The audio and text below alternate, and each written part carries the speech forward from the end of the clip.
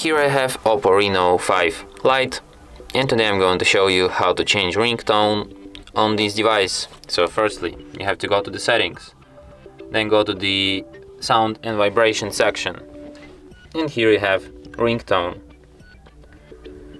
Here you can select one of these pre-installed ringtones. You can select one from your files, just download any audio file from your phone or from the internet, and you can set any song which you have downloaded. As you can see, I have no files here, so I'm just going to pick one of these pre-installed ones. Let's listen to some of them.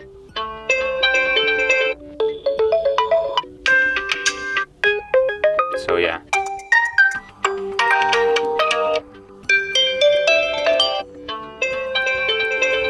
I love this one the most. Oh, Solitude, yeah.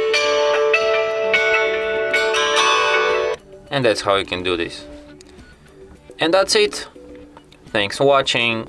If you find this tutorial useful, don't forget to hit that like button and subscribe to our channel.